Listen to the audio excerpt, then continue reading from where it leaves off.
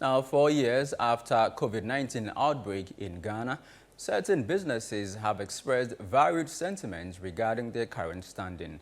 Despite grappling with the repercussions of the pandemic, stakeholders are advocating for the removal of the COVID-19 levy, arguing that its imposition by the government is unnecessary. There is more in the following report by Citi News' Yawo Denya and read by Edna Agnes Boache. The impact of the COVID-19 pandemic on the world's economy cannot be overstated. Despite the World Health Organization declaring COVID-19 no longer a pandemic, its effects are still felt in some economies, including Ghana, with most businesses affected. Meanwhile, the Ghana Statistical Service has revealed that about 90% of businesses affected by the COVID-19 pandemic have fully recovered and are in operation. The study, titled Ghana Business Tracker Wave 4, sampled over 3,000 businesses across the country, with 60 firms either from the European Union or trading with the European Union. Citi News' checks with some businesses have, however, revealed varied opinions among stakeholders. Isaac Laid, the supervisor of the popular Adabraka food joint, Champion Dishes, told Citi News that while business hasn't fully recovered, there is a noticeable upward trend in improvement. But when the COVID came in, everything was shut. A lot of people were not coming in to buy. So the rate at which customers come in to purchase from Champion isn't that much. Yes, a lot of people were in the house. People were afraid to come out to buy and stuff, but after the COVID, things began working slowly. It wasn't that faster, yeah. But for now, I can say things has increased, unlike first. Anwar Stafidilani, Director of Operations at 200 Limited, a company specializing in rice, oil, sugar and canned foods, mentioned to Citi News that his business has experienced a slowdown, which he attributes to various economic factors. While COVID-19 didn't heavily impact his business, factors such as inflation have contributed to the current situation. Well, if you are only looking at COVID as one factor in all of this, I would say yes, for our business, COVID really didn't affect us so much because in the end we are commodities trading company. People still come in to buy food and rice and food items. But that's just one factor. As I said, the other factors are all still playing. Depreciation, forex exchange rates, inflation, high import duties, smuggling through the borders. So all these things are also adversely affecting sales. The first thing they can do is they can repeal the 1% COVID levy, because if they are the same person who claim that we have recovered from COVID, then why are they still charging this 1% for? Seth Kusi, creative lead for 365 Ideas and Concept, an event planning company, shared insights with Citi News, highlighting the resurgence of his business post-COVID. We're bouncing back into business. We're having more events. The weddings are back. Other events are also back. So like I said, we're venturing into a lot of other things, not just the weddings and then the parties and all of that.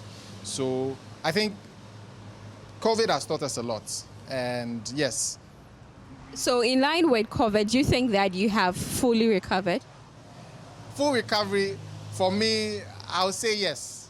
Yes, but not just in terms of the weddings and the parties and all that. People are coming out, not just for those events, but they're coming out for other events that we are also at the helm of organizing. In support, Dr. Edward Akanyamike Jr., president of the Ghana Hotels Association, asserted that hotels have also fully recovered from COVID-19. If you use March 2020 as your base period, and then project it to now in 2024 March, we can safely say that we have recovered fully from the COVID-19, because you would recall that between March 2020 into 2021, that's where we had the biggest challenge with COVID, where occupancy rate went as low as 5%, 10%, in some cases zero. Some of the hotels even had to close down. So when you just oppose that period and now, looking at what we are doing now in terms of our occupancy, in terms of our operations, then we can safely say that we have fully recovered from COVID-19. Meanwhile, Samson Asaki Awengobet, the Executive Secretary of the Importers and Exporters Association of Ghana, holds a pessimistic view regarding the complete recovery of businesses from COVID-19. He explained that despite ongoing COVID-19 levy collections by the government, no businesses have managed to fully bounce back from the effect of the pandemic. Government continues to tax us for COVID. So while government continues to tax for COVID, it means that we haven't come out of COVID yet. COVID levy is one of the challenging levies that we have been fighting for a very long time and asking government to take it off if COVID is over.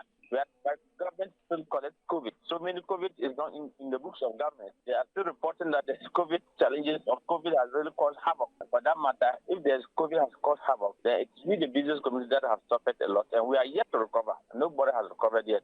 Anthony Krakra, the head of Department Industrial Statistics at the Ghana Statistical Service, provided some insights from the report to Citi News.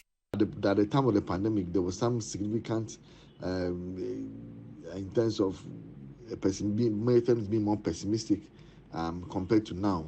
Now, for a lot of firms, a few of them are more pessimistic.